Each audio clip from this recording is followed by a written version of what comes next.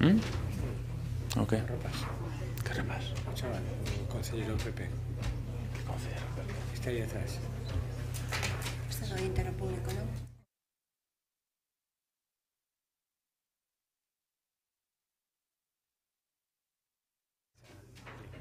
Vale. Bueno, boa tarde a todos e a todas. Imos a dar logo comezo ao pleno ordinario que nos convocaba para o día de hoxe ás 16:30 horas. Antes de pasar ao minuto de silencio, que desgraciadamente, como cada pleno ordinario, guardamos polas vítimas da violencia machista, 7 dentro do anterior pleno, entre menores e adultas. Aí toca darlle a benvida e informar ao conxunto da corporación da incorporación en comisión de servicio do señor interventor Juan Ramón González Carnero, que moitos e moitas ao mellor xa coñecedes de outros momentos, e nada, darlle a benvida aquí ao conxunto da corporación e informar tamén que a petición da Xunta de Portavoces dos grupos políticos sí que se acordou por ter todavía marxen para poder publicalo, retirar como houve unha petición en Xunta de Portavoces o punto 4 do orde do día para debatir ou ben no seguinte pleno ordinario ou ben nun pleno extraordinario con anterioridade ao pleno ordinario, vale? E pasaríamos, antes de comenzar co orde do día, pues agardar un minuto de silencio polo caso que antes decía.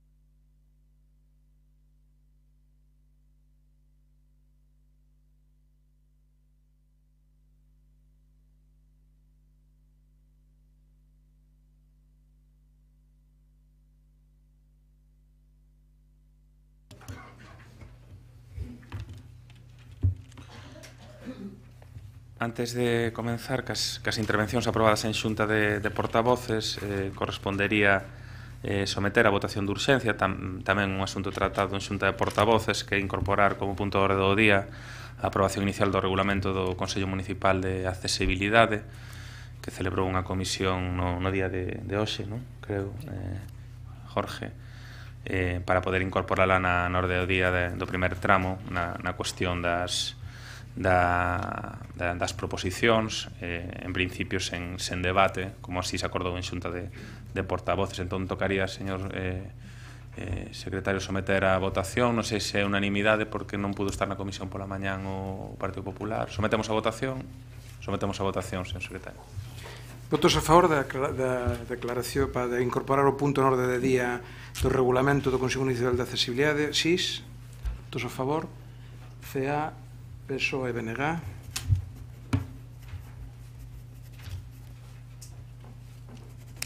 Votos en contra. Ningún. Abstencións. Grupo Popular. Quedaría incorporado no seu momento a orde do día. Pasaríamos logo, antes de comenzar co punto número 1, as intervencións aceptadas hoxe en Xunta de Portavoces, que son dúas. A primeira é de Néstor Rego en relación coa moción do BNG en apoio ás persoas denunciadas por reclamaren a devolución do Pazo de Meirás, e a segunda intervención aceptada de Esther Martínez Piñeiro en relación coa moción do BNG para reclamar as xuntas necesidades de incremento de profesorado no CIP de Roxos. Damoslle a benvida a ambas dúas persoas que se nos acompañan, cunha mención a Néstor, porque, bueno, esta xa foi a súa casa, sigue sendo a súa casa. E nada, hai 5 minutos por intervención, pero somos flexibles sempre nas intervencións veciñais, e tocaría comenzar coas mesmas, logo corresponderá ao debate no momento en que teñamos a moción, que xa máis adiante ao longo da sesión plenaria, pero bueno, é o momento agora de facer as intervencións, co cal comenzaría Néstor Rego coa súa intervención. Boa tarde, Néstor, e comenzamos. Moi boa tarde. É un placer intervir nesta corporación como veciño de Santiago en representación do CC9 de Meirás para defender a moción do BNG, e agradecemos que a tivese presentado e, por tanto, tamén a oportunidade para falar hoxe aquí. Agradecer igualmente de antemán a todos os concelleiros e concelleiras que apoiaren esta proposta de solidariedade co CC9 de Meirás, coas 19 persoas que fomos denunciadas pola familia Franco e pola Fundación Francisco Franco polo simple feito de despregar dúas faixas en Meirás reclamando a devolución do Pazo ao pobo galego e de todo o patrimonio roubado por Franco ao amparo do terror desencadeado polo golpe militar de 1936 e polo poder omnímodo que ostentou durante 40 anos de ditadura. Foi a nosa unha acción pacífica realizada nun día de visita en que o Pazo estaba aberto ao público e que, por tanto, claramente se marca dentro do dereito á liberdade de manifestación e de expresión. Unha acción de que nos sentimos legitimamente orgullosos porque contribuiu a lle dar máis visibilidade e máis forza a unha reivindicación que sabemos que é compartida pola inmensa maioría dos galegos e das galegas: recuperar todo o que foi expoliado por Franco. E non xa polo valor patrimonial que podan ter os bens roubados, que é moito, senón por unha cuestión de xustiza, de dignidade e de hixiene democrática. De xustiza especialmente con todas as vítimas do franquismo, con quen temos unha débeda de gratitude e que aínda non tiveron a reparación merecida. Mas tamén porque é unha magnífica maneira de comezar a depurar os restos de franquismo que ficaron no sistema político actual e de camiñar para unha Galiza realmente democrática e libre. Creo que ninguén mellor que esta corporación, que é a corporación que representa este Concello de Santiago de Compostela, pode entender e partillar este punto de vista, por dúas razóns. Primeiro, porque o seu alcalde, demócrata, nacionalista, republicano, foi asesinado a sangue frío polos franquistas naqueles días dolorosos do terror fascista de 1936. Os que o mataron non conseguiron, non tanto, matar a súa memoria. E hoxe, Ángel Casal é unha referencia, e continuará a selo, unha referencia política e cultural fundamental para entendermos a Galiza contemporánea. Segundo, porque este Concello é o lexítimo propietario de dúas estatuas, as de Abraham e Isaac, que tamén foron roubadas por Franco e que deben ser recuperadas porque son patrimonio de Compostela, de Galiza e de toda a humanidade.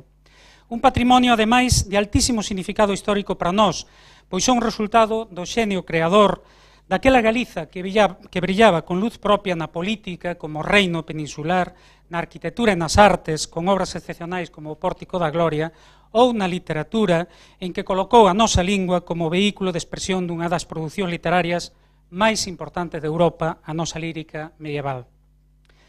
Como é coñecido, as acusacións de que somos obxecto, se foren tomadas en consideración, poderían supor penas de até 13 anos de prisión para cada un de nós, é dicir, 250 anos para todas as persoas denunciadas, o que dá conta da barbaridade xurídica e política que representa. Mas é nesta última, na política, en que queremos reparar aquí, Xustamente para salientar que se pedimos solidariedade non é tanto por razóns persoais, pois o noso caso do punto de vista xurídico será dirimido nos tribunais, senón do punto de vista político. Por qué? Porque entendemos que isto ten a ver cunha cuestión de defensa da democracia, das liberdades e dos dereitos individuais e colectivos. A pretensión dos descendentes de Franco e dos continuadores do franquismo é criminalizar a liberdade de manifestación e de expresión. E frente a isto, ningunha institución democrática pode ficar impasível, pois sabemos que se hoxe conculcan dereitos a unha persoa, mañá poden negárnolos a todas, e iso non o podemos permitir. Entendemos, ademais, que é unha cuestión de mínima exixencia democrática e legalización dunha fundación que realiza a apoloxía do fascismo e da ditadura e que non podería ser legal en ningún outro Estado europeo, como é reclamar das institucións competentes que actúen coa máxima urxencia para recuperar para o patrimonio público todos os bens que foron roubados. Pedimos, por tanto, o voto favorável de todos os grupos e esperamos un pronunciamento claro e favorável desta corporación municipal. Finalizo reiterando, en nome do colectivo do 19 de Meirás, o noso agradecemento anticipado. Moito obrigado. Moitas grazas, Néstor. E agora a quenda de Esther. Boa tarde, Esther. Boa tarde a todas e todos. Tamén para min é grato estar aquí, é a primeira vez que estou eu. E como presidenta actual da AMPA do CEI de Roxos, en representación de todas as familias deste centro, quixera expor a situación que nos leva e que justifica a nosa demanda de que o doten de un profesor ou profesora máis este ano de educación infantil. O CEI de Roxos iniciou o seu curso escolar este ano con 27 alumnas e alumnas na aula de sexto de educación infantil, xa que aos 25 nenos e nenas que fixeron quinto de infantil o curso pasado lle acompañan 2 compañeiros máis que flexibilizan. Isto é, que repiten sexto de infantil como medida de carácter excepcional que se tomou atendendo as súas necesidades educativas especiais. A SEMADE, no grupo de 25 alumnos e alumnas que promocionan de quinto a sexto de infantil, tamén hai varios cativos que precisan atención educativa específica. Estamos, polo tanto, ante unha aula de 27 nenos e nenas de 4 e 5 anos donde varios nenos necesitan atención especializada e algún deles incluso con algún grado de minusvalía. Sendo esta unha situación legal, por canto sigue en vigor aínda o Real Decreto de Racionalización do Gasto Público que levou a ratio das nosas aulas antepoñendo os criterios económicos aos pedagóxicos, está lonxe esta situación do ensino de calidade que todas e todos queremos para os nosos fillos e fillas e para os nenos e nenas do Concello de Santiago. Unha aula tan numerosa condiciona as posibilidades formativas e de desenvolvemento do seu alumnado e limita a resposta real que se pode dar ás necesidades de cada un, máxime nun grupo tan numeroso donde varios deles necesitan unha atención educativa individualizada e adaptada. A excepcional situación desta clase non afecta só aos 27 nenos e nenas da aula, senón que tamén inflúe e afecta ao conxunto do alumnado do centro, por canto cando se reorganizan os recursos humanos, máxime cando son escasos, isto afecta ao seu todo o conxunto. Outros nenos que necesitan atención educativa específica poden verse afectados. No mes de agosto, a Inspección Educativa informou ás familias a través desta AMPA que o problema estaba solucionado e que se dotaría cun novo profesor ou profesora que facilitara o desdoble da aula.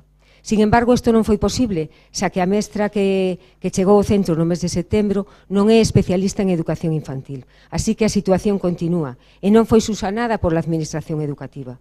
A día de hoxe, a nosa petición non foi atendida pola inspectora nin polo inspector xefe con quen xa mantivemos entrevistas.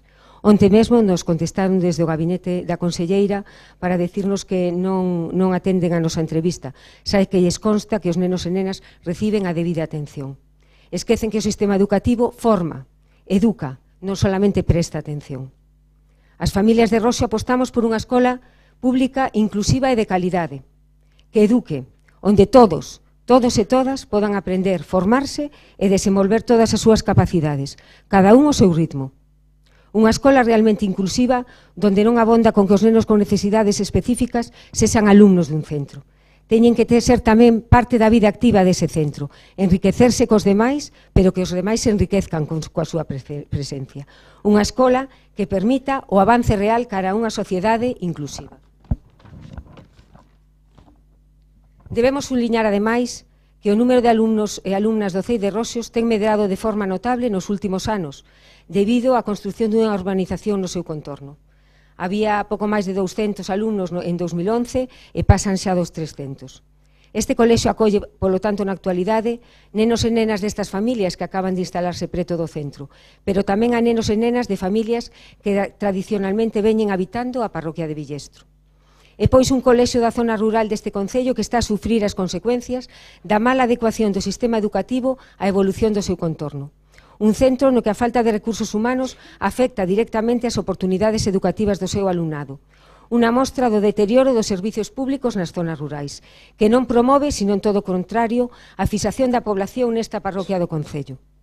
O rural precisa unha escola integrada no seu contorno, que sexa referente para a veciñanza, que sexa unha peza esencial no seu desenvolvemento. Para que isto sexa posible, compre dotala dos recursos humanos e materiais que o permitan e dar as condicións para que os profesionais podan desenvolver este traballo. Por estas razóns, porque defendemos unha escola pública de calidade, inclusiva e integrada no seu contorno, motor do futuro do rural, as familias de Roxos, do CEI de Roxos, pedimos o apoio de todos os grupos políticos a esta moción, na nosa demanda de que doten dun mestre ou mestra máis de educación infantil a este centro no presente curso escolar. Gracias. Gracias a ti, Esther, e gracias a Néstor polas vosas intervencións, que logo justificarán debates dos dous asuntos ao longo da orde do día. Seguiríamos co punto primeiro da orde do día, que a aprobación se procede das atas correspondentes da sesión ordinaria do 20 do 9, do 27 do 9, que é extraordinaria urxente, e tamén extraordinaria urxente do 8 do 10, ambas as tres do 2018.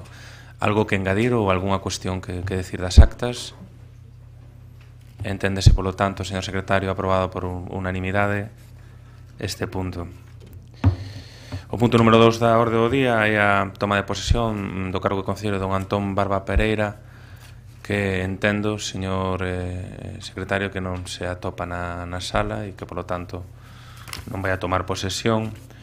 E pasaríamos a unha serie de puntos, moitos deles acordouse hoxe en xunta de portavoces non sometelos a debate, únicamente sometelos a votación. Un deles este punto 3 da orde do día, que é a aprobación provisional da modificación puntual do catálogo do Pexón, que é unha corrección de erros na ficha D061, Casa de Lavacolla, e a creación das fichas D061A, D061BC e D061D. Sometemos a votación, señor secretario. Votos a favor deste punto, número 3. Unanimidade. Tocaría logo o que figuraba na orde do día, coa retirada do punto 4 como punto 5, que tamén non ten debate, vai se someter únicamente a votación por acordo de xunta de portavoces, que é a aprobación definitiva da modificación do estudo de detalle a parcela N4A01C do Quinteiro N do Parque Empresarial da Sionlla, señor secretario. Votos a favor? Unanimidade.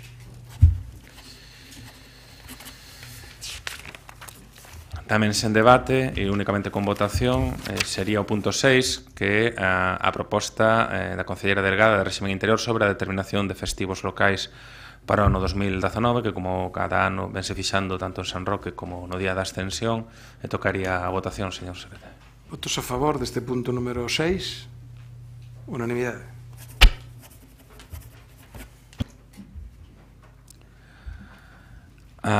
O punto número 7, este sí con debate, a proposta de alcaldía de nomeamento da comisión para a redacción da memoria sobre a determinación da forma máis sostible e eficiente de xestionar os servicios de abastecemento de auga, saneamento e depuración de augas residuais. Se faz defensa da proposta, Sanduro, é a túa quenda. Gracias, alcalde. Boa tarde a todos e todas.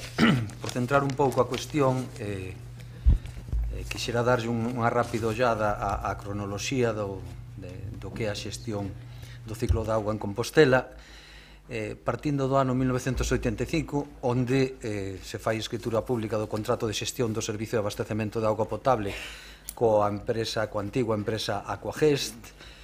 Aí comeza toda esta xeira, na que no ano 92 se engade a explotación da depuradora de augas residuais, a planta de pretratamento do polígono do Tambre e os bombeos de augas residuais cunha duración de 5 anos prorrogable a 15. Tamén neste ano, é importante, modifícase o carácter retributivo dos contratos anteriores, asumindo a empresa o cobro do servicio. É unha prórroga solicitada referido a este proceso, no que non se formaliza exactamente un contrato escrito, pero iníciase ese novo sistema de xestión.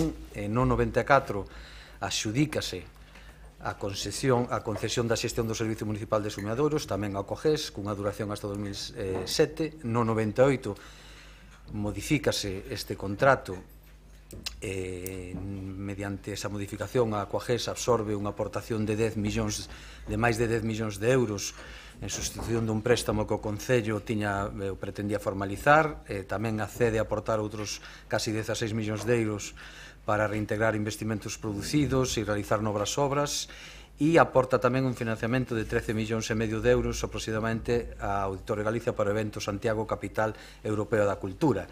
Así mesmo, en aras da súa estabilidade financiera, pide unha prórroga do contrato.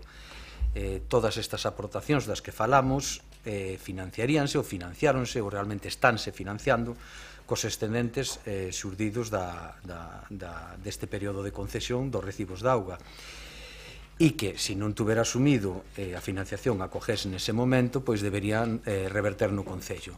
Ben, dentro deste proceso, o informe de intervención sinala maio de 2019 como o ano de finalización da concesión ao ter o mencionado equilibrio financeiro. Presentamos esta proposición ao Pleno porque, dado o peculiar percorrido administrativo, por chamarlo de algún xeito, da xestión do ciclo de auga no Concello de Santiago de Compostela, e tendo en conta, como acabo de dicir, que remata en maio de 2019, que ese maio de 2019 significa 34 anos de concesión encomendada á antigua COGES, hoxe en día Viacua, entendemos que non estaríamos exercendo as nosas responsabilidades como gobernantes da cidade se non fixéramos unha reflexión profunda sobre o que é máis convinte para o Concello en relación á xestión do ciclo da auga. Nesa liña, lembrar que a Lei 7 de 1985, 2 de abril, reguladora das bases de réxime local, recolle a competencia das entidades locais no abastecemento de auga potable a domicilio e evacuación e tratamento de augas residuais, cito literalmente. O artigo 26 da mesma norma define a obrigatoriedade da prestación de dito servizo e, así mesmo, no artigo 85.2 indica as formas de xestión destes servizos públicos, que poden ser xestión directa pola propia entidade local, por un organismo autónomo local ou por unha sociedade mercantil cun capital social íntegramente formado pola entidade local, ou a xestión indirecta, que pode ser concesión, xestión interesada, concerto, arrendamento ou sociedade mercantil. Para exercicio de actividades económicas dos concellos por parte das entidades locais, existe o Real Decreto Legislativo 781 de 1986, donde indica a necesidade dun acordo inicial da corporación previa designación dunha comisión de estudo composta por membros da mesma e por persoal técnico para a redacción dunha memoria que acredite a forma de xestión máis eficiente e sostible.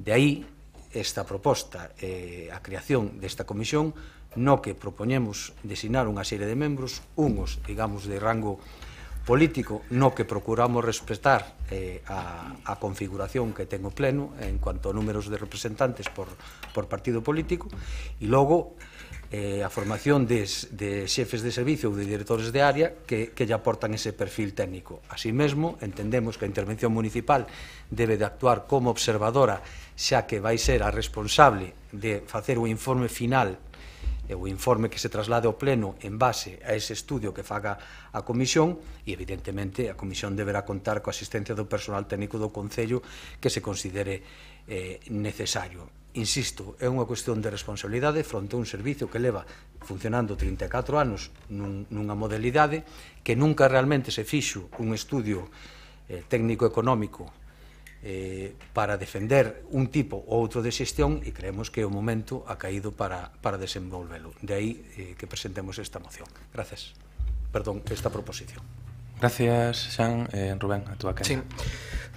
Moitas grazas, señor alcalde. Moi boa tarde A todos e a todas, e moi especialmente pois, aos traballadores e traballadoras de Viacua, da actual concesionaria que hoxe nos acompañan neste pleno, e os que lles quixera dedicar as miñas primeiras palabras.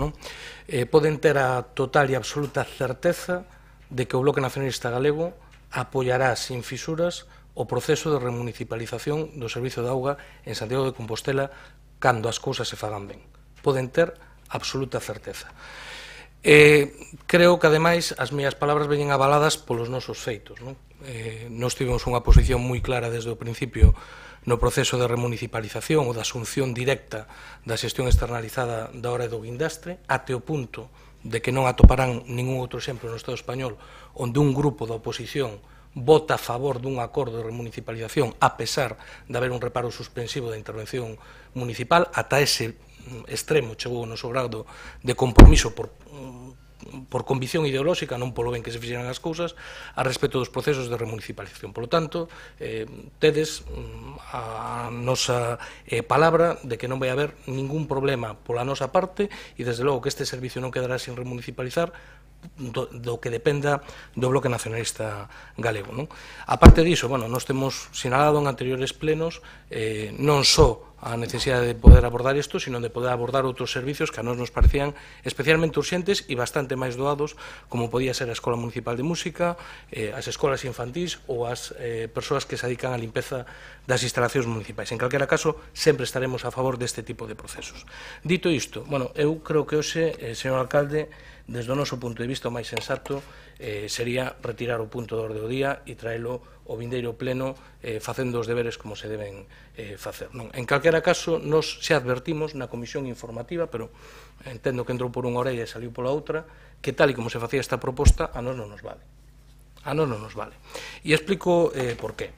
Creo que non é de recibo que un asunto tan importante como este se traia sin consensuar, xa non digo con todos os grupos da corporación, que entendo que é difícil, pero desde logo un goberno que está en minoría que non busque desde o comezo, polo menos, o apoio que lle permita garantir a viabilidade disto, porque creo que unha cousa suficientemente importante é o futuro de moitas familias e creo que se merece, polo menos, intentar facer as cousas o mellor posible e creo que esta non comezou do mellor xeito posible. En segundo lugar, porque nós non estamos de acordo coa composición desta comisión.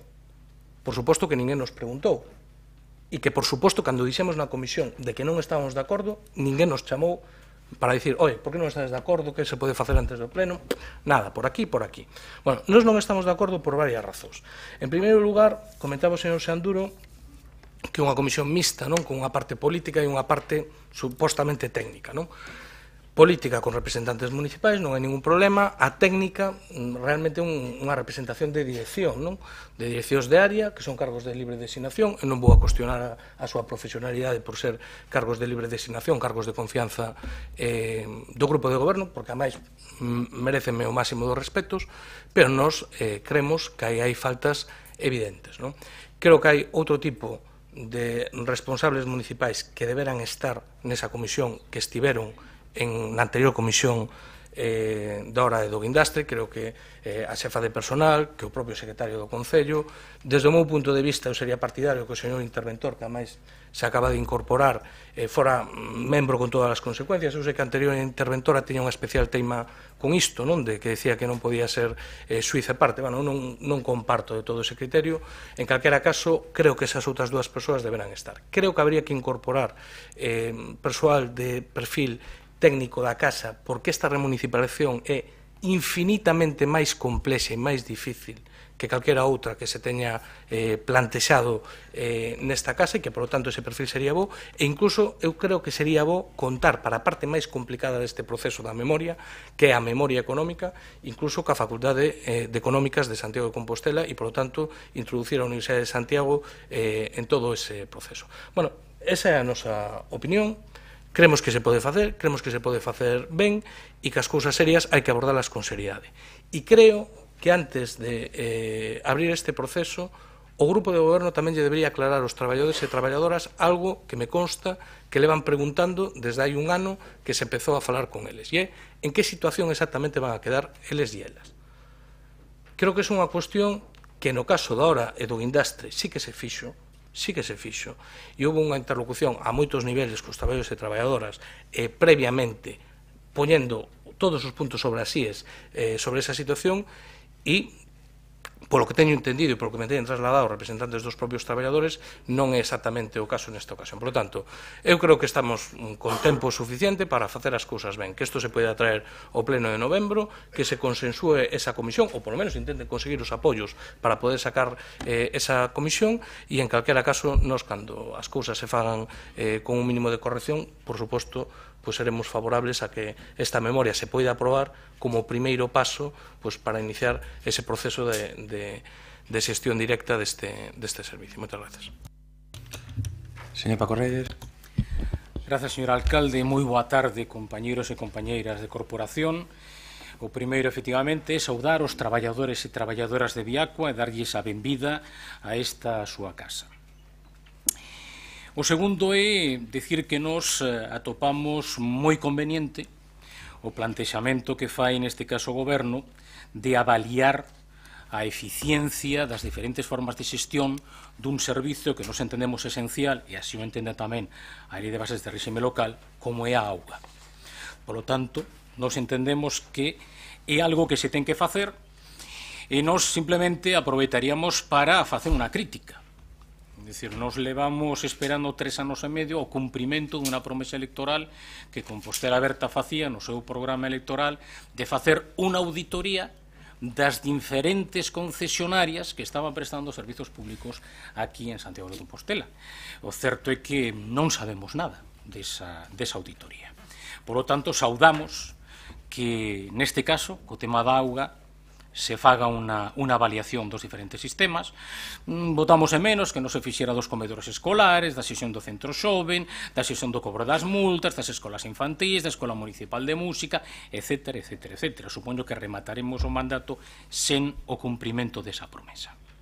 E nos entendemos que, efectivamente, este é un estudo que hai que facer polo libro, é dicir, dentro, claramente, do marco normativo, para darlle seguridade xurídica tanto aos traballadores de Viacua como seguridade xurídica á veciñanza no que fai referenza á calidade de prestación do servizo. Pois, o certo é que nos entendemos que non comeza ben o proceso. Non comeza ben o proceso porque, efectivamente, non houbo, alo menos co Partido Socialista, ningún tipo de diálogo, ningún tipo de búsqueda de consenso para achegar a constitución e a configuración desta comisión. Segundo, a nos gustaríanos que nos respostaran o Goberno de Compostela Aberta por que non se incorpora o secretario xeral do Pleno, que en definitiva vai ter que facer un informe cando veña o Pleno, porque quero lembrar que o asesor xurídico do Pleno é o secretario xeral. O director da asesoría xurídica, según di a lei, o título 10 da Lei de Bases de Réxime Local, é o asesor xurídico do alcalde e da Xunta de Goberno. Pero o asesor xurídico do Pleno é o secretario xeral. Segundo, non entendemos tampouco ese plantexamento de que a intervención estea como observadora, é dicir, como convidada de pedra, cando tamén vai ter que facer un informe cando veña a Pleno a proposta do Goberno. Preguntámonos como é posible que non atopemos técnicos da casa, empregados públicos. Eu pregúntome se non hai enxeñeiros traballando como empregados públicos neste concello. Eu pregúntome se non hai economistas traballando como empregados públicos neste concello, ou se non hai letrados traballando como empregados públicos neste concello. Por lo tanto, sorpréndeme que estes non estean. Seguinte, algo que xa comentei no seu momento, que a Comisión da Ore do Guindastre, e que non se nos fixo caso, e que eu penso que un dos problemas legais que pode ter o acordo que se tomou neste pleno no seu momento, pero claro, é que sí que é certo que se está seguindo os artigos 56 e 57 do Regulamento de Servizos das Corporacións Locais para a constitución desta comisión, pero non se está seguindo o que do decreto de 17 de xuño 55 polo que se aproba o Regulamento de Servicios.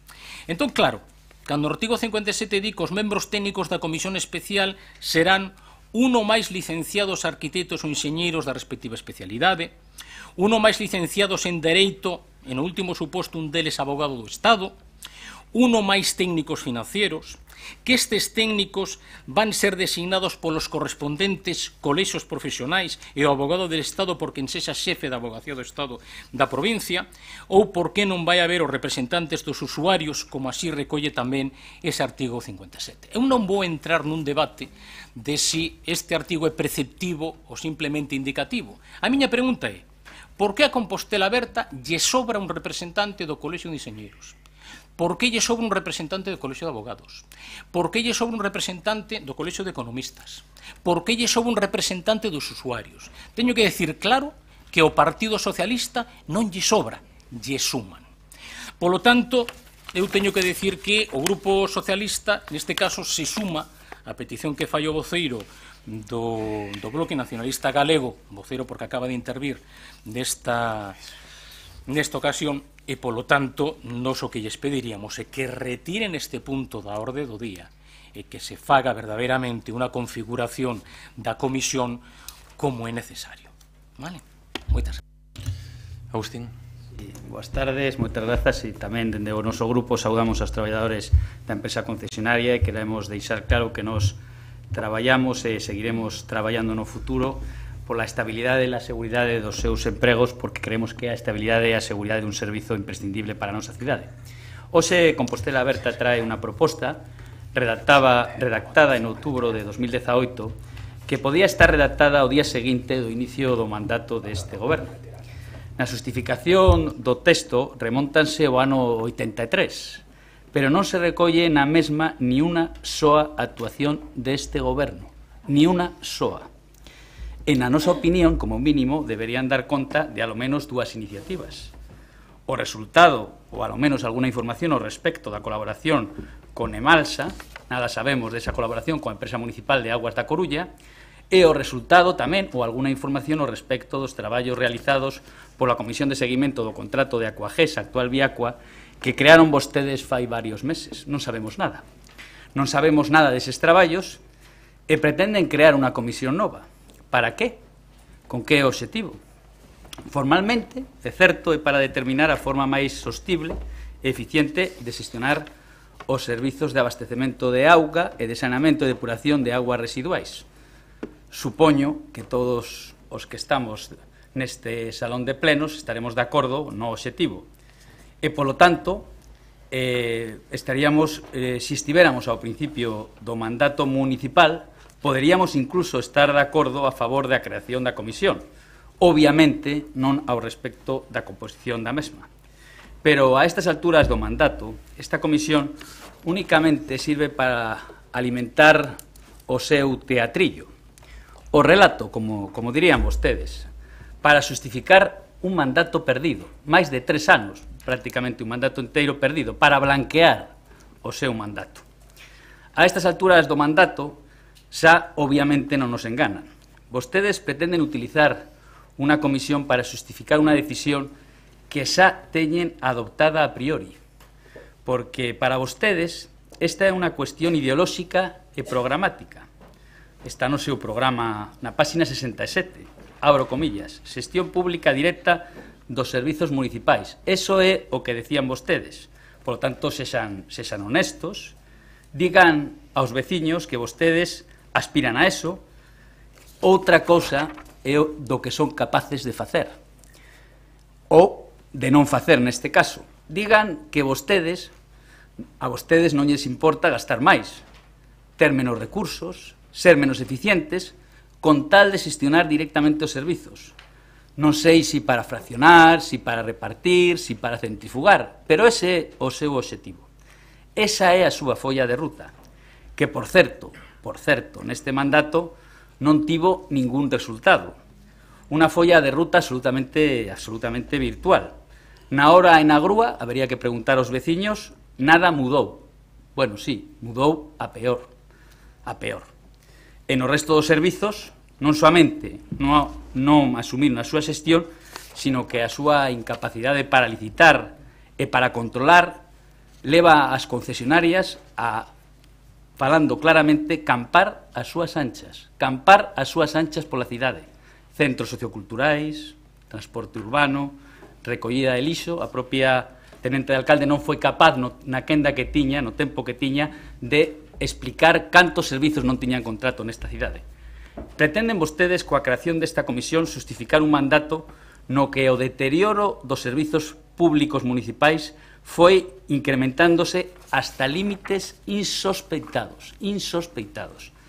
Señor Noriega, vostede chegou á cidade dicindo que ia ser o alcalde da remunicipalización e realmente vais pasar vostede a historia da cidade como o alcalde precarizador do emprego público das concesionarias. Vostede decía que ia recuperar o público e a historia o vai situar no alcalde campeón das prórrogas e dos servizos sin contrato. O alcalde e as concelleiras, ainda non temos un concelleiro, pero igual de aquí ao final do mandato haberá un concelleiro, do ordeo e mando. Pista de pádel, transporte público, centros socioculturais, escola de música, etc., etc. Señor Noriega, para levar a cabo unha decisión ideolóxica non fai falta crear unha comisión. Faga vostede a tramitación, se é capaz. Xestione correctamente o expediente e traiga vostede ao pleno un acordo para que o votemos. E, por último, señor Noriega, se a súa intención honesta é a que se reflicte no título da comisión, fagolle unha proposta e garantízolle que imos apoiar esta proposta. Cambien os membros da comisión e remato xa. Faga unha comisión que de verdade analice a situación do servizo, sin apriorismos, sin carga ideolóxica, dende a perspectiva da busca da verdadeira eficiencia e da verdadeira eficacia. Tamén dende a perspectiva da sostenibilidade medioambiental. Faga unha comisión verdadeiramente profesional e técnica e asumamos todos os grupos que aceptaremos a súa diagnose e o seu resultado. Unha comisión, por exemplo, con expertos da Universidade Facultade de Económicas, con expertos en xestión de servizos públicos e expertos en materia legal, con membros dos sindicatos, con grupos ecoloxistas, con usuarios, con técnicos en materia de augas, con Augas de Galicia, que é a administración responsable da xestión do dominio público hidráulico de Santiago de Compostela, con habilitados nacionais. Por lo tanto, faga vostede unha comisión verdadeiramente útil e verdadeiramente necesaria. E se non, señor Noriega, nós obviamente non imos estar de acordo con esta comisión. Moitas gracias e máis nada. Segunda quenda, señor Sanduro. 3 minutos. Ben, a ver, fun tomando nota algunha das opinións aquí vertidas, máis ou menos afortunadas. Acerca o micro xa. Falta de consenso en que? En unha figura xurídica que pide a lei que hai que facer que crear unha comisión. Non sei onde está a falta de consenso. Estamos facendo os pasos que nos marca a legislación. As persoas que propomos, hai algunha alternativa? Propuxeron vostedes algunha alternativa aquí ou en na comisión ou en algún lado? Hai algunha alternativa? Non teño propostas. A persoal, os directores de áreas que están propostos son as directores de área que cubren as áreas necesarias e son persoal técnico, a pesar de ser libre de designación. E a única área onde non hai director de área que contratación ten nomeada a xefe de servicio. Está recollido na propia proposta que se apoiará nos persoal técnico da casa, no momento que seña necesario para o que seña necesario. A Facultade de Económicas, como membro da comisión, a Facultade de Económicas, se o considera comisión, se lle pedirá un informe se se considera necesario. Pero para que vai facer parte dunha comisión interna do Concello a Facultade de Económicas? O secretario saca a colación, perdón, o PSOE saca a colación a presencia ou non do secretario. Quer dicir, teñen un informe, creo que pediu vostede na comisión, onde o secretario lle di que é correcta a proposta. O secretario vai ter que facer un informe se lle require. O interventor vai ter que facer un informe a posteriori do que determine a comisión. Eu entendo que é máis, digamos, metémoslle menos presión a unha intervención que actúe como observador e logo emita ese informe que faga partes das discusións. Non sei, aparte, isto non inventamos nós. Este proceso desenvolveuse en outros concellos e nesos nos basamos para facer a nosa proposta. Non a estamos inventando. Logo aportan esa afición que ten a citar artigos e, lamentablemente, o artigo que cita o señor Paco Reyes está derrogado, porque así o consultei ca Secretaría e así me informou que estaba derrogado. Non há lugar a ese artigo que está propoñendo. Quizáis debería repensar algo máis antes de facer as propostas que fai. E logo o Partido Popular, hombre, que me saque da cuestión ideolóxica, señor Agustín, que vamos, é boa mostra dos tempos nos que vivimos, moi boa mostra que se este goberno optara por sacar unha licitación dun prego de concesión, aquí non se escoitaba un chío. Non se escoitaría un chío. Ora ben, como decimos que hai que estudar a posibilidade de que haya outras opcións de xestión, Se é unha cuestión ideolóxica para vostedes, é unha cuestión ideolóxica. E aparte non só di que é unha cuestión ideolóxica, é que ten a faciana de decir que queremos mala xestión, que queremos non sei que. Usted xa sabe que calquera opción que nos seña unha concesión é mala xestión. Xa o sabe. Non necesitamos a comisión, con preguntarlle a usted é suficiente. Por favor, ideoloxía témola todos, e se non a teñen unha vida ben pobre. Rubén. Sí, gracias, señor alcalde. Vamos a ver, preguntaba o señor Xanduro a falta de consenso. A falta de non pode haber consenso cando ni siquiera se informa de que vai haber isto. Vale, eu teño este punto na orde do día como calquer outro punto. Entonces, eu, e sabe o señor Duarte que non son precisamente fan de como se fixo o proceso de remunicipalización da hora de guindastre, teño que dicir que a atitude do señor Duarte pois tibanos luz desto. Anda que non discutimos como tía que estar composta a comisión de remunicipalización da hora do guindastre. Anda que non o discutimos. Antes e despois. Entonces, eu o único que digo é, hai un goberno en minoría que ten unha proposta de fondo que o noso grupo partilla e que temos demostrado en múltiples ocasións que estamos dispostos a apoiar calquer proceso que vaya nesa dirección. Ahora ben, creemos que hai que facer as cousas ben, e creo que esta non comezou ben. O noso grupo non tivo oportunidade, baixo unha proposta xa pechada, sin saber ni siquiera exactamente que grado de interlocución houve previamente cos traballadores, etc. Segunda cuestión, bueno, sacaba vostede ahora a colación e decía antes tamén o señor Agustín Hernández que isto é unha cuestión ideolóxica como se iso fora algo pexorativo, non? Desde logo, para mí non o é. E claro que é unha cuestión ideolóxica. É unha cuestión ideolóxica de fondo. E o noso grupo, por cuestión ideolóxica, apoia que os servicios públicos, na medida do posible, deben estar xestionados desde o público.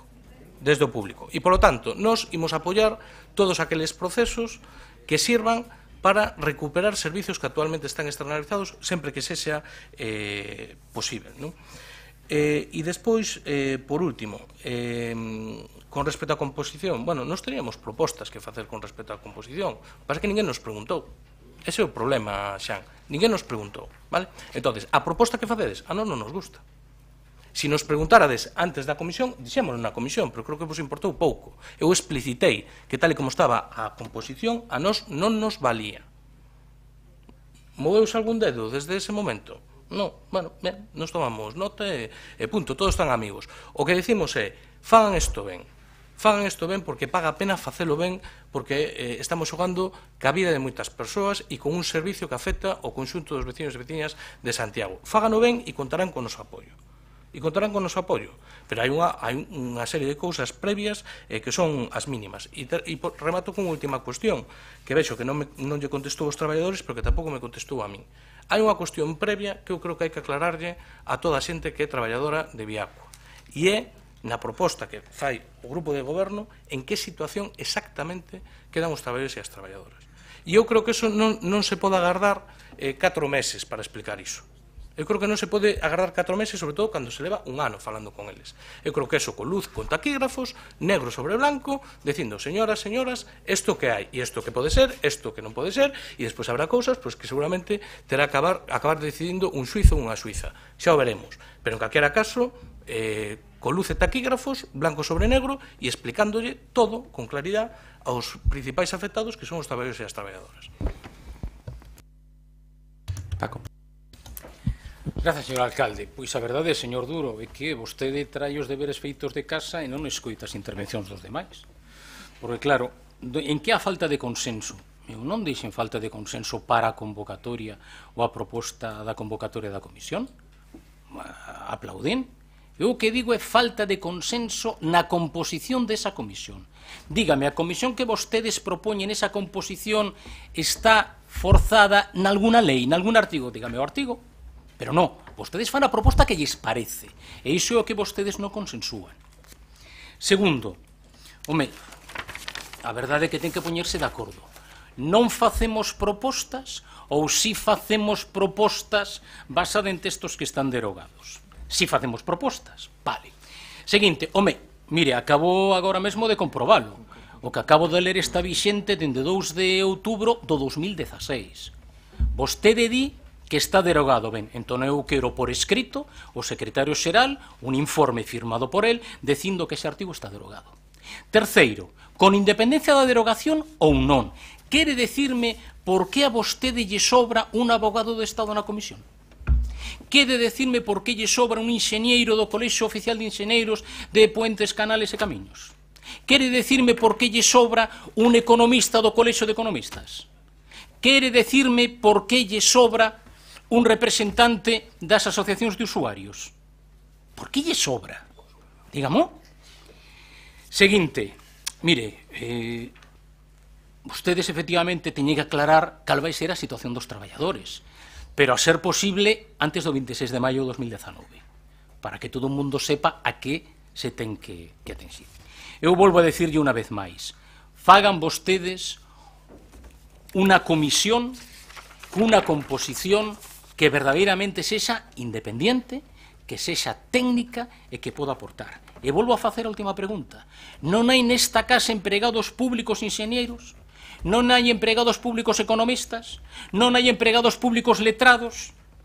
Non hai xente que pode incorporarse a esta comisión e facer un traballo técnico e sumar e facer que esa sexa unha boa memoria que permita, sen ningún tipo de risco, nin para a prestación do servizo público, nin para os traballadores, que non teñan inseguridade xurídica e facer unha auténtica comisión. E, por certo, e xa remato con isto, é o que quero tamén é un compromiso.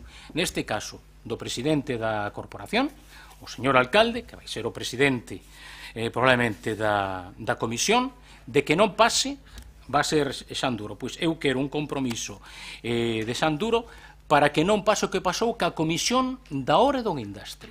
Se a comisión pide un informe a un dos técnicos, se ten que facer un informe, que non pode ser que o técnico diga eu necesito que mo diga o alcalde ou un concelleiro, e que estes digan eu penso que ese informe non é necesario, cando a comisión si entende que é necesaria. Polo tanto, eu quero un compromiso público que apareza en acta e unha copia dese resumo da acta na que vostedes se comprometen a que os técnicos que estean, se a comisión lles pide facer un informe, van facer o informe. Mais nada, moitas gracias. Agustín, segunda quenda. Dúas observacións moi breves. A verdade é que o portavoz do Goberno nesta materia dixo que non descoitaría ni un só chío se trouxera a este pleno uns pregos para licitar en tempo e forma o contrato da gestión do abastecemento e saneamento. Non, probablemente escoitaría un profundo e intenso aplauso, porque sería unha novidade en relación co que fixo Compostela Aberta ao longo deste mandato, non? Que, obviamente, insisto, é o campeón das prórrogas e do ordeno e mando. Igual vostede quere tamén pasar a esa categoría, como as súas dúas compañeiras, de concelleiro que terá que ordenar o ordeno e mando de que o servizo siga prestándose, porque non foron quen de facer en tempo e forma a licitación. A verdade é que non respostou vostede ao principal. Por que non trouxeron vostedes este acordo no primeiro pleno, se estaba no seu programa? No propio texto non recollen ni unha soa actuación do Goberno. Rematan no ano que o Goberno bipartito de Progreso fixo a prórroga do contrato. Non fixeron nada. E, señor Duro, por último, mire, a ideoloxía non é negativa. Todos temos ideoloxía, o dixo vostede, non? Pero debería redundar, e debería vostede telo claro, en beneficio da veciñanza. A ideoloxía debe redundar en beneficio da veciñanza, sabe vostede? Porque senón é totalitarismo. Sabe? Eso é así, non?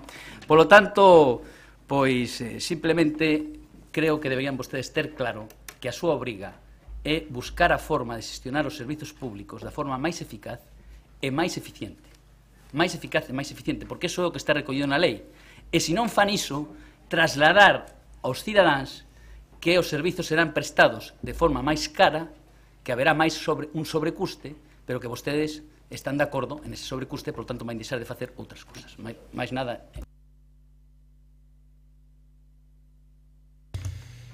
Bueno, vou utilizar a canda os 3 minutos, que non utilicei nesta... Sinto moito. Pero creo que por alusións e por interpelacións corresponde que fale, non? Vaya lá. Vou intentar ser sintético. A ver, recoñezo un certo malestar, Rubén, porque na xuntanza de hoxe de Xunta de Portavoces non se pide formalmente a retirada deste punto de orde do día, ainda que sí, que non se nos comunica que tíamos eras malestar ca composición, agardábamos que houbera unha proposta e había vontade de incorporala, porque se debatiu na reunión de grupo, e sobre todo malestar porque despois de que a portavoz do BNG solicitar en Xunta de Portavoces a retirada de outro punto, nos atendimos a retirada dese punto, non? Entón, non se fai ningún tipo de aportación, porque tan lexítimo decir é que non se nos preguntou como ter feito a aportación e teríase contemplado, e a maiores na xuntanza onde un pouco os grupos fixeron as peticións, non se solicitou a retirada do punto, non? Entón, xa vexo como vai a cuestión, sempre estamos no mesmo debate, a licitacións e a contratacións, e non, en este caso, non é polo BNG, porque ten adoptado unha posición política no da hora da grúa, pois evidentemente non teñe ningún tipo de problema. Cando falamos de xestión directa saltan todas as alarmas, cada quen saberá por qué. Cada quen saberá por qué.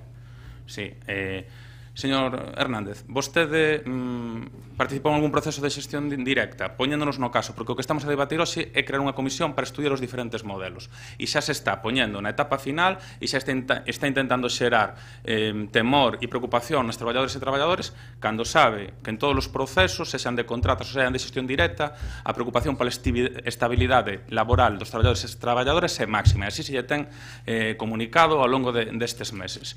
Participou, non participou? Eu participei nun. O servicio municipalizado de xestión directa de Teo nin é máis caro, nin lle costa máis aos veciños, nin está peor xestionado. O que lle podo asegurar é que ten moita menos corrupción. Vale? Eso sí que lle podo asegurar. E é xestionado dunha maior moito máis concreta. Dunha maior máis concreta. Vale? E cando queiran, vostedes nos poñemos a falar de todo o procedimento de prórrogas e todo o procedimento polo que este servicio leva licitado ao longo dos anos. E os intentos que o seu grupo, un anterior alcalde, pretendeu facer tamén con determinadas prórrogas do servicio. Tamén podemos falar. Porque ao final, claro, nos poñemos moi ideoloxicistas, pero non entramos no fondo das cuestións. Entón, eu creo que o que non se pode estigmatizar ningún modelo de xestión, porque todos son lexítimos, vale? Lexítimos. E eu creo que un servicio pode ser prestado de diferentes maneiras, pero a xestión directa tamén permite ás institucións ter un control sobre o servicio na súa cuestión. E eu non o vou estigmatizar, porque aquí hai todo tipo de servicios. Entón, polo tanto, como vexo que esta cuestión, e tanto pode sentirse o señor Cela, o señor Paco Reyes, bueno, pois molestos porque non se incluyen determinadas cuestións, pero curiosamente non fixeron ninguna proposta. Noutras mocións presentaron enmendas no da ordenanza do plan especial ou nos consellos, e se aceptaron. Aquí non se fixo, non? É dicir, eu, evidentemente, por unha cuestión xa de tal, non vou a retirar o punto. Se, evidentemente, non sale viabilizado a creación da comisión, pois se volverá a presentar unha alternativa e lle preguntaremos aos grupos a quen queren ter na comisión para estudiar o modelo. E o faremos. A partir do día de mañán. É dicir, é así. Porque, de verdade, bueno, non sei, eu creo que estamos máis na cuestión táctica do regate que na cuestión real que nos suscita. Entón, vamos a someter a votación e se queda rexeitada, como aquí se expuxo, pois eu agardo, se queren que os chame persoalmente os chamo, que fan as propostas que consideren de composición da comisión, e habrá vontade de incorporalas e volveremos a debatilo ou na sesión ordinaria ou nunha sesión extraordinaria que teñamos antes da sesión ordinaria. E sometemos a votación. Votos a favor desta proposta de alcaldía de nomeamento da Comisión para a Redacción de Memoria sobre a determinación da forma máis sostible e eficiente de xestionar os servicios de abastecemento de agua, saneamento e depuración de aguas residuos. Votos a favor, Compostela aberta. Votos en contra. BNG, PSOE, PP. O punto queda rexeitado. Moi ben, pois seguimos logo co punto número 8, que é unha proposta que partía da Alcaldía para solicitar ao Ministerio de Asuntos Exteriores, Unión Europea e Cooperación a creación da Casa da Lusofonía con sede en Santiago de Compostela e que foi reconvertida a unha declaración institucional que, se quere, señor secretario, pode ler a parte resolutiva.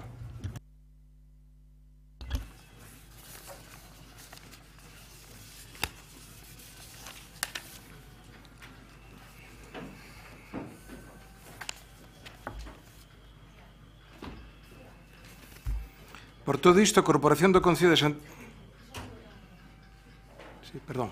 Por todo isto, a Corporación Municipal do Concello de Santiago de Compostela manifesta de forma unánime a súa disponibilidade e candidatura da cidade para ser sede da futura Casa de Lusofonía, para o que solicita a implicación na súa creación das principais institucións que poidan contribuir a garantir o seu desenvolvemento, nomeadamente a Universidade de Santiago, Consello da Cultura Galega, Real Academia Galega, Eixo Atlántico, Agrupación Europea de Cooperación Territorial Galicia Norte de Portugal, Academia Galega da Lingua Portuguesa, Instituto Camões, Asociación Galega da Lingua e Instituto Galego de Análise e Desenvolvemento Internacional, IGADI, coa finalidade de conseguir os apoios necesarios para a creación da citada Casa da Lusofonía. Esta declaración institucional será trasladada ao Ministerio de Asuntos Exteriores, Unión Europea e Cooperación do Goberno de España, Agencia Española de Cooperación Internacional para el Desarrollo, Xunta de Galicia, Parlamento de Galicia e grupos nel representados, así como os grupos parlamentarios nas Cortes do Estado con representación galega. Moitas gracias. Aprobada, lógicamente. Secretario, enténdese aprobada. E pasaríamos ao punto 9, que tamén que por acordo xunta portavoces acordouse que non vai a ter debate, únicamente en votación, e que a aprobación do expediente suplemento de crédito número 2018 suple 05 do orzamento 2018 por importe de 537.675,82 euros.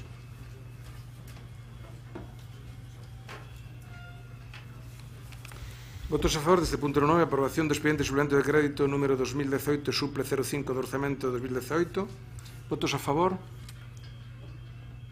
Compostela Berta, BNG. Votos en contra. Ningún. Abstencións, PP e PSOE. Quedaría aprobado.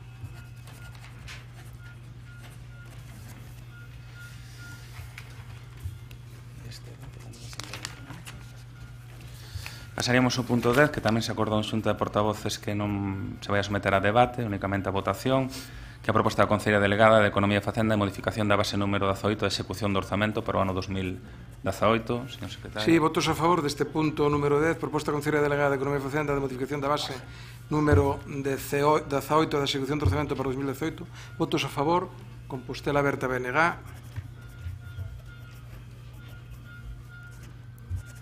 Votos en contra, ningún.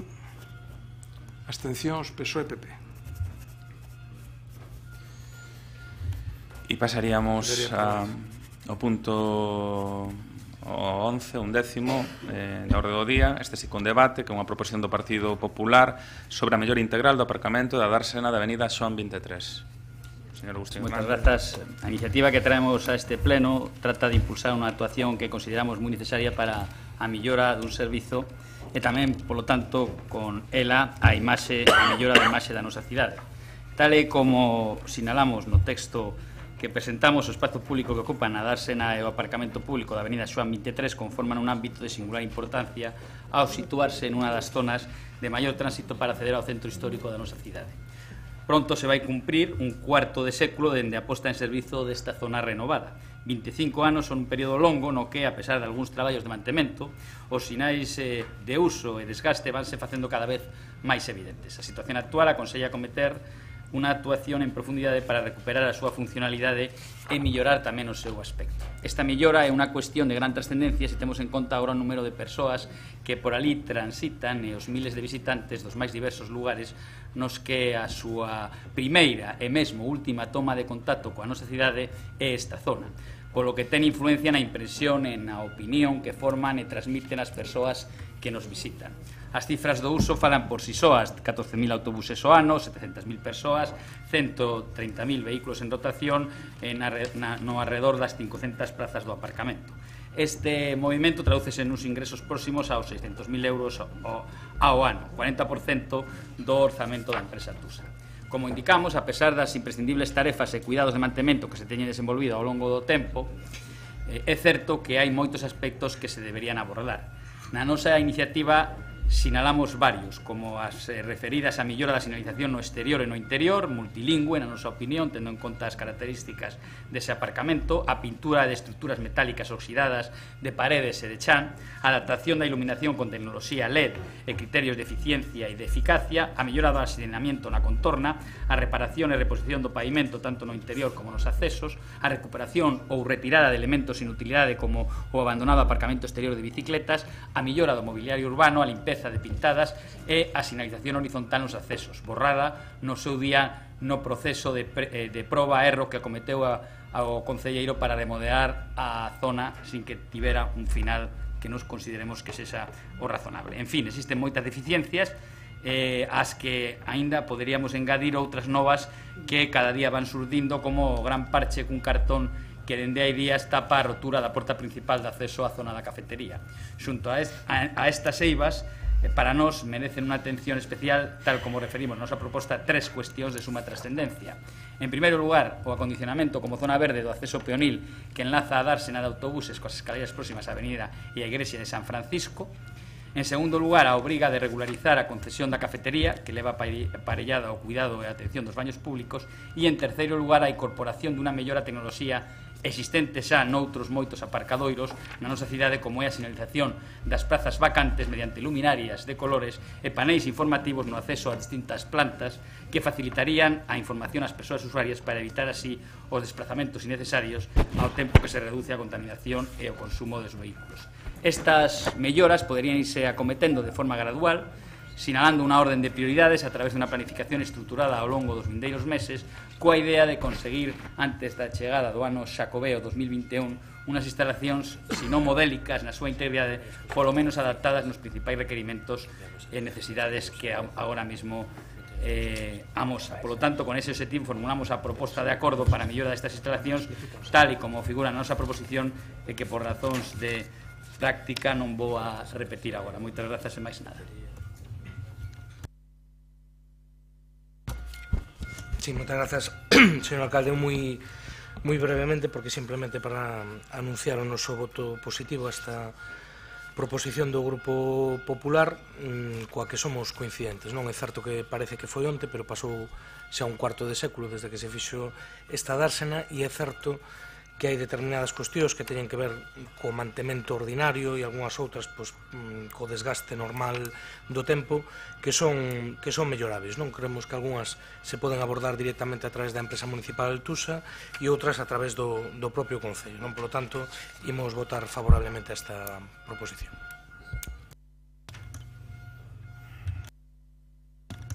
Paco, Gonzalo. Boa tarde a todos, compañeiras e compañeiros. En si pouco máis que dicir, moi breve tamén, igual que Rubén, non? Estamos a falar que en si a entrada de preto mellor o ano de 1 millón de persoas que vai empregar, e tamén vai ser a última imaxe da nosa cidade dese preto de 1 millón de persoas. Entón, sí que se require que estea nas mellores das condicións. Moitas destas cousas eu debo levar 5 ou 6 anos no Consello de Administración de Tusa, e só temos falado ali. Que se foi acometendo? Pois en si se pintaron os muros, se cambiaron unhas reixas, e recentemente o único que se fixo foi cambiar a entrada e saída.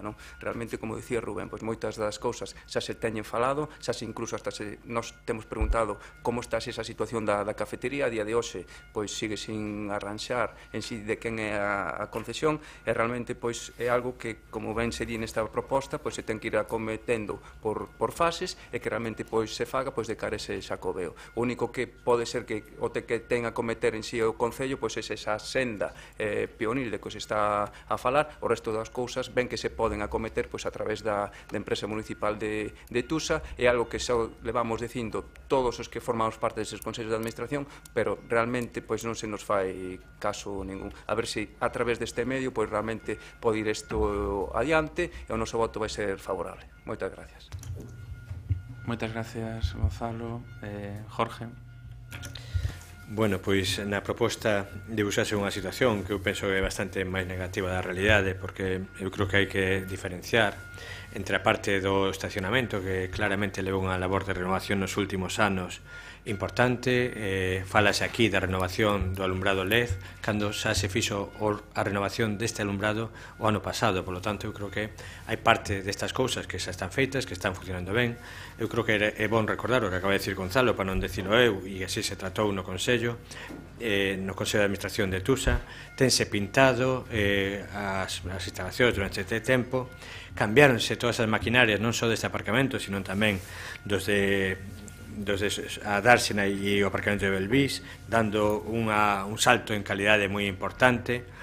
E con respecto ao tema da sinalización, bueno, pois si é posible que sexa necesario modificala, tense valorado e falado a necesidade de pedir un orzamento para ver se é necesario ese traballo de guiado plantexado polo seu grupo.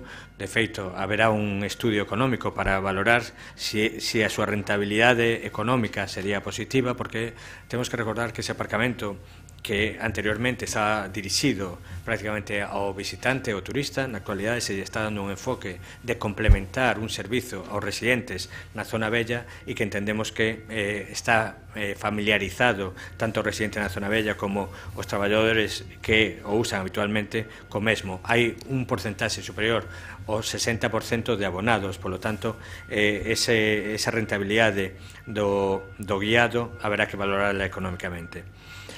Con respecto ao tema da cafetería, é unha cuestión que durante este tempo abordámoslo algunha vez, se a faría a nova concesión, se a facía directamente o Concello ou se lle facía ese encargo de xestión a Tusa.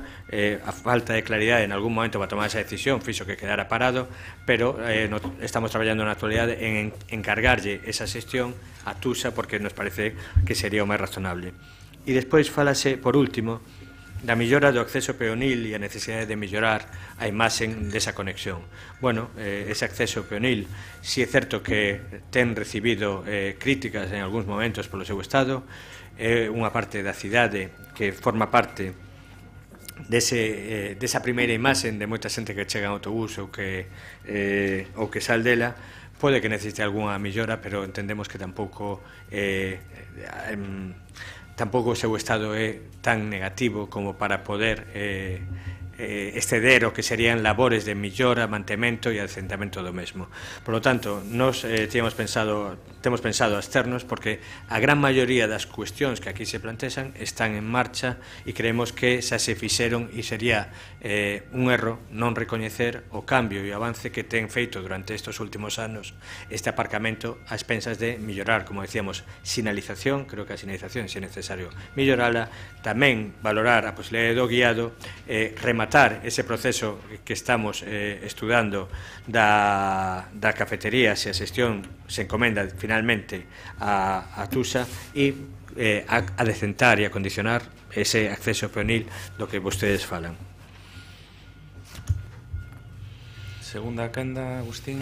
Sí, moi brevemente agradezo o apoio do BNG e do Partido Socialista de Galicia, e lamento a abstención do Goberno. A verdade é que, bueno, probablemente por veciñanza persoal ao Concello, o señor Duarte non adoita utilizar ese aparcamento, non? Porque a verdade é que sorpréndeme a visión tan optimista, con independencia de que é certo que houbo melloras. E sorpréndeme especialmente que vostede diga que ten que facer unha reflexión ao respecto da sinalización das prazas baleiras, porque se vostede entra no aparcamento dende a entrada máis próxima ao Concello, ten, en primeiro lugar, unha posibilidade de entrar ao aparcamento que está fora no nivel superior.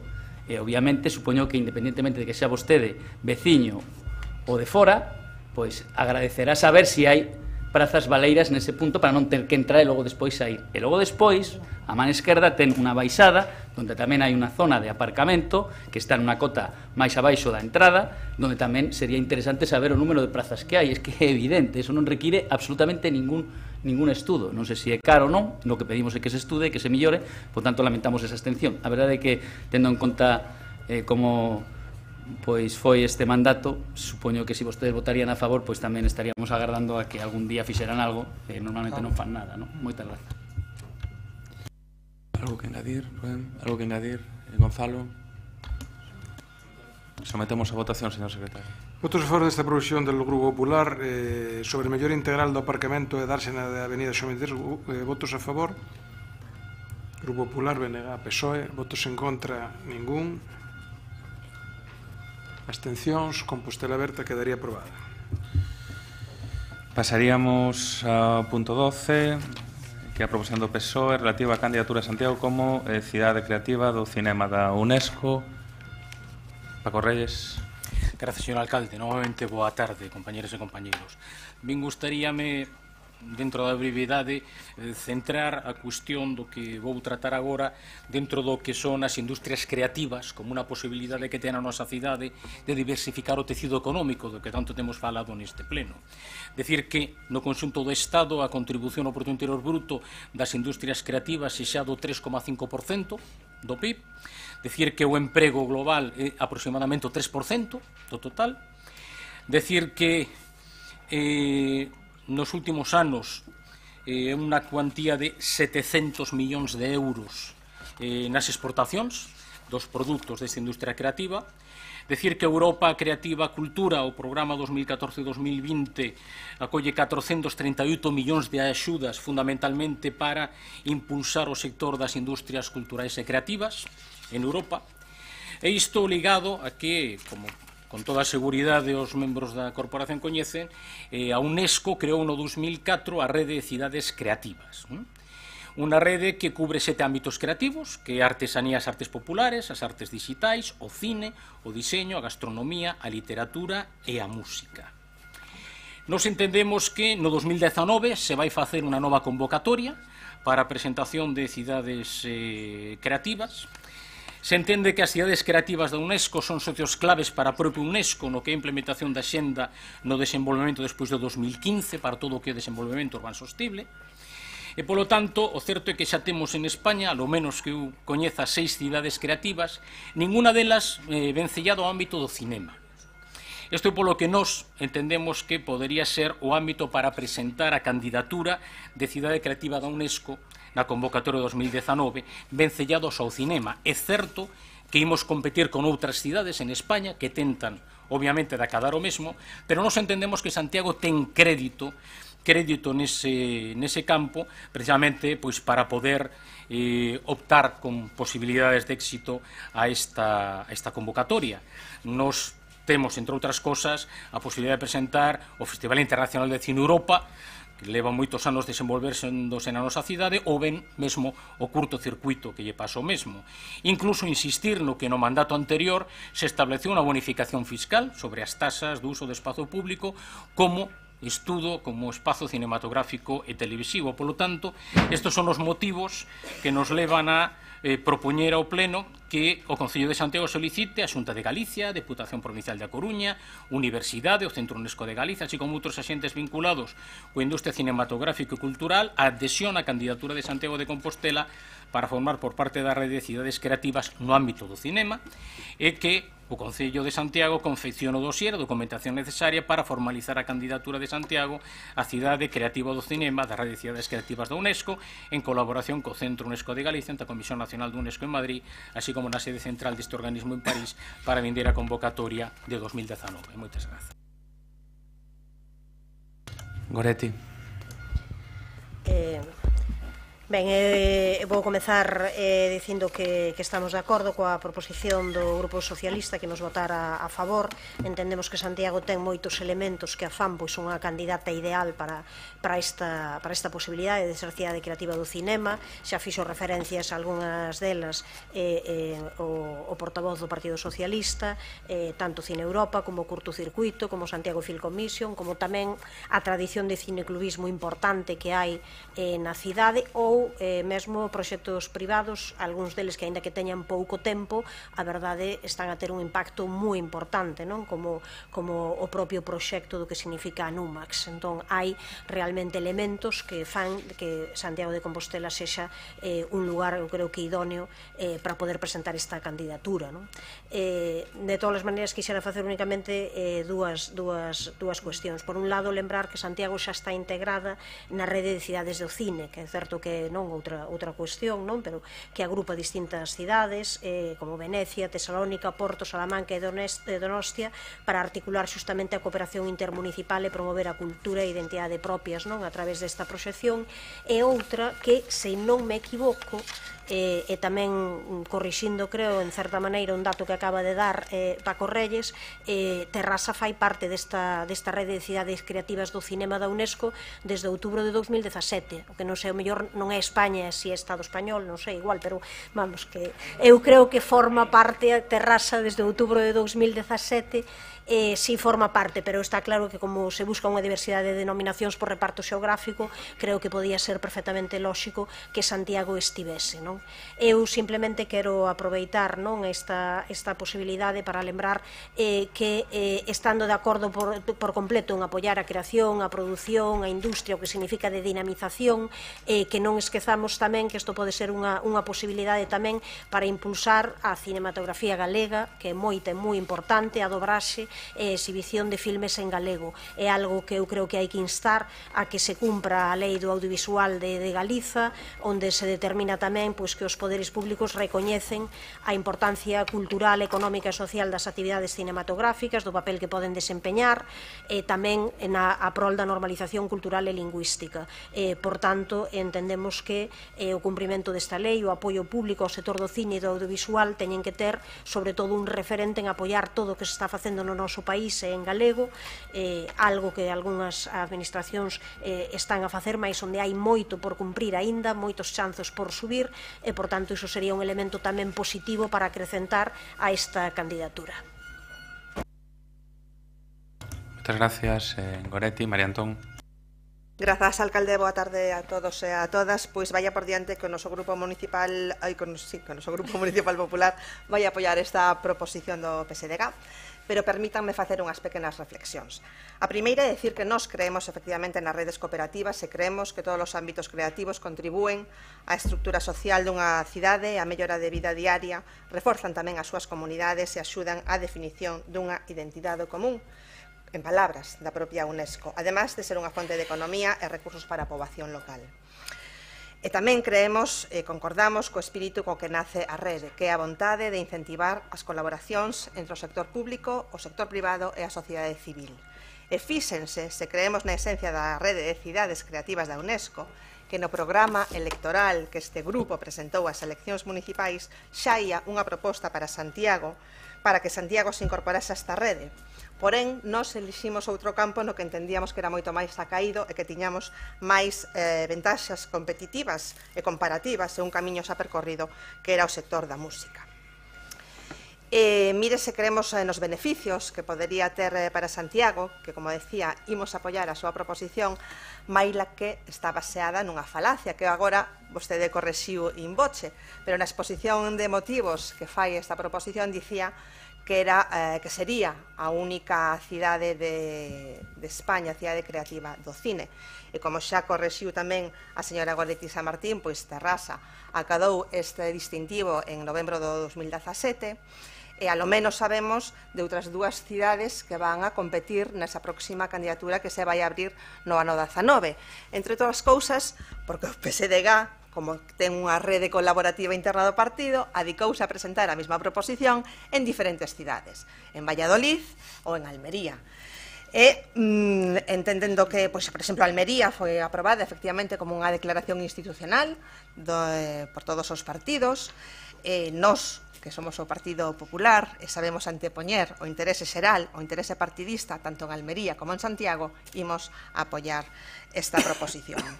O que eu non teño xa tan claro que si Santiago cumpre os criterios que publica a UNESCO no ano 2007 e que eu presupoño que vostede coñece, pero que vou a referir aquí brevemente. Son uns criterios que para cada área, cada unha das 7 áreas diferentes, evidentemente adaptándose ao seu contido, non? Pois fala, por exemplo, de infraestructuras importantes relacionadas co cinema, cos estudios de cine, coas paisaxes e contornas cinematográficas, fala de relacións históricas coa produción, distribución e comercialización de películas, fala de experiencia en acoller festivais cinematográficos, proxeccións e outros eventos relativos ao cinema, fala de iniciativas colaborativas a nivel local, regional e internacional, fala dun herdanza herdanza fílmica en forma de arquivos, museos, coleccións privadas e ou institutos cinematográficos, fala de escolas de cine, centros de educación e instrucción, fala de esforzo en difundir as películas producidas e ou dirixidas localmente ou nacionalmente, e fala de incentivar as iniciativas de transferencia de coñecementos sobre as películas estranxeiras.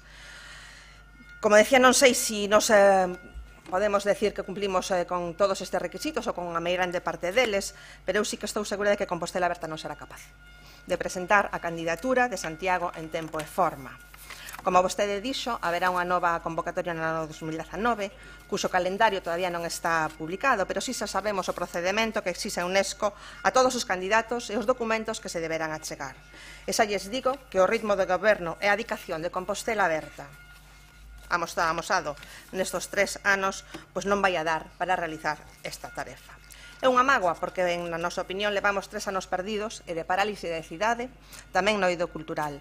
Non hai máis que ver o resultado do primeiro informe de monitorización de cultura e cidades creativas realizado pola Unión Europea e publicado o ano pasado. Santiago, que fora unha das 168 cidades elixidas para monitorización por ser tido Cidade Europea da Cultura, non acada ningunha posición destacada ou sobresaínte en ningún dos ítems que se analizan. Mesmo hai un ítem vinculado ao cinema, donde están outras cidades do tamaño de Santiago, como poden ser Mons, Brujas, Namur, Eindhoven, Norwich, Cork ou Galway, e Santiago non está. E iso nos debe facer reflexionar a todos sobre o que queremos para esta cidade no ámbito cultural, porque non é baladí que este goberno de Compostela Aberta rematara con actividades culturais que xa tiñan un recoñecido prestixio e unha cita no calendario, como o Festival de Músicas Contemplativas ou a Vía Estelae, que non inventou o Partido Popular. Está claro que é unha cuestión ideolóxica, das malas cuestións ideolóxicas, señor Duro, pero que entendemos que a marca, que é algo tan difícil de lograr, non se pode perder por cuestións de liñas vermellas. Ou as xornadas de música contemporánea, onde perdemos este ano un socio indispensable e inestimable como Centro Nacional de Difusión Musical. Marcas, colaboracións, máis aló da rede de amizades dos señores de Compostela Aberta. Por eso, o noso apoio vai quedar aí. Espero que non quede no esquecemento como outras moitas iniciativas do eido cultural aprobadas neste pleno, pero non executadas. Nada máis, moitas grazas. Branca Noveneira. Boa tarde, compañeiras e compañeiros. Compostela Aberta votará a favor da proposición do Partido Socialista relativo ao impulso da candidatura de Compostela Aberta como cidade creativa do cinema da UNESCO. Hai algún problema, non, co micro? Ou dame a miña impresión? Hai problema, penso que dentro. Non, non, sí, sí. Joder, por unha vez que lle dades o bombo, non? Xa, hai que darse. Eu xa lle dei moi pesado. Sí, eu recibo... Solicitaremos, trasladar que solicitaremos a adhesión a candidaturas, a candidatura das entidades referidas no primeiro punto e iniciaremos a confección do dossier para presentar Compostela. Branca, si se acopla ou se hai un sonido, que cámbiate con Rafa e fala do... Cambia de vos. Eu prendí na hora. Bueno, cambia de vos un momento de sitio. Sí que hai.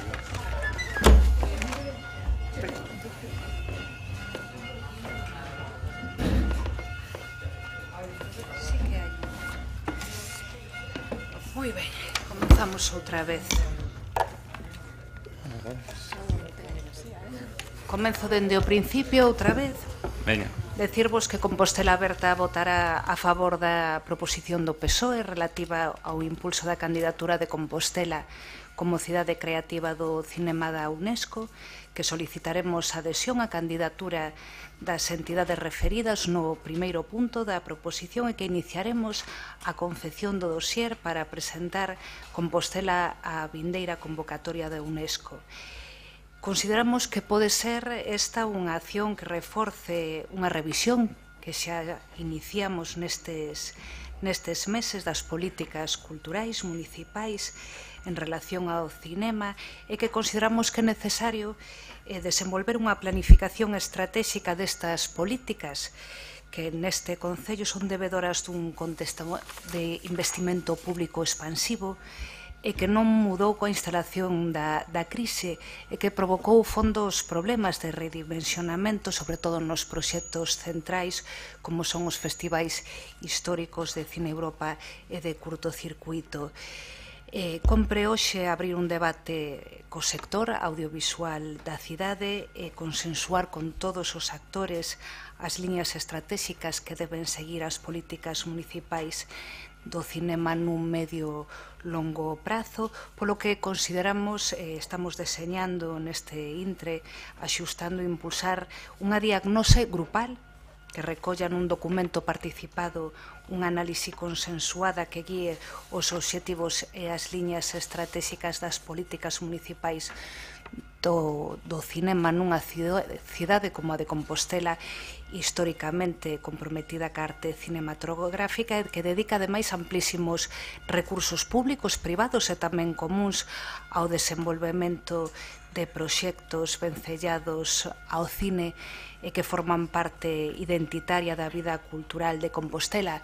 Por outro lado, penso que desenvolver presentar un dossier a UNESCO son quen incluso pequenas cidades e incluso vilas en todo o territorio estatal. É algo realmente sinxelo que moitos dos nosos compañeiros en moitos municipios desenvolven e penso que seremos tan capaces como foron outros grupos de goberno de desenvolver unha política cultural que realmente construe cidade como capital cultural de Galicia, hoxe e sempre, porque ademais somos debedores do traballo de moitos compañeiros, de moitos gobernos que fixeron un gran traballo e sempre o referenciamos, que a política cultural é unha política de continuo e de consenso nesta cidade e que estamos moi orgullosos do traballo que estamos a desenvolver tanto no ámbito do cinema como noutros ámbitos, sempre dende unha forma consensuada con todas as institucións que forman parte desta cidade. Gracias. Gracias, Branca. Paco. E grazas. Bueno, brevemente para agradecer o apoio de todos os grupos da corporación a esta iniciativa, que casi poderíamos entender como unha declaración institucional, e facer efectivamente a rectificación que xa fixen antes de que a información era incompleta, porque efectivamente Terrasa forma parte do grupo das redes de cidades creativas polo cinema. Comentaba a dona María Antón a posibilidade que tamén fora a posibilidade de música, totalmente de acordo tamén. Aquí teño que facer un recoñecemento persoal e público, xa que ninguén nos escoita neste momento, e que a miña querencia polo cine influiu en que eu entendera que era positivo presentala precisamente polo cinema. Penso, ademais, dende logo que temos capacidade, penso como cidade, e penso que temos crédito para poder presentar e defender dunha maneira activa esta candidatura. E xa que estou en tempo de aclaracións e de rectificacións, pois teño que facer unha, neste caso que dirixo ao voceiro do Grupo Popular, en que, efectivamente, se non lembro mal, trabuqueime é enxeñeiro de camiños, canales e portos, se non lembro mal. Moitas gracias. Goretti, algo que engadir?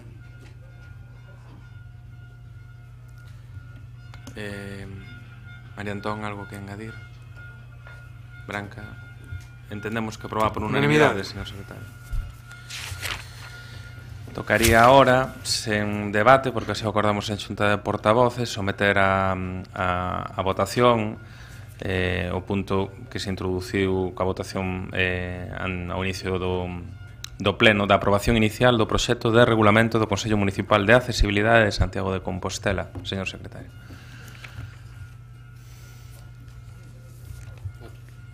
Que someter a votación.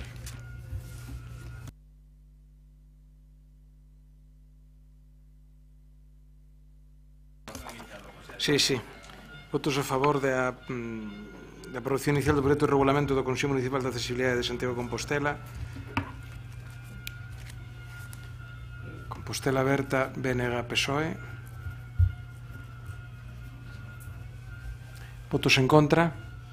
Ningún. Abstencións? Grupo Popular requiere maioría absoluta e quedaría aprobado.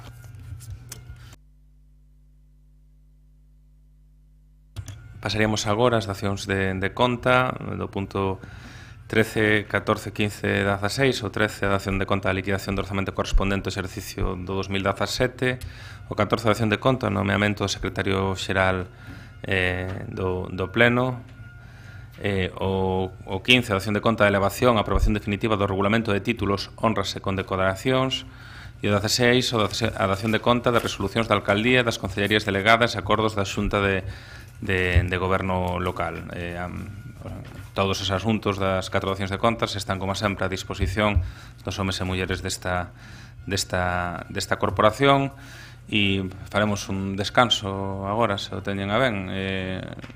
Antes de comenzar co punto 17, se queren seguimos un pouco, eu, como vos vexades. Facemos un descansiño. 10 minutos. 15.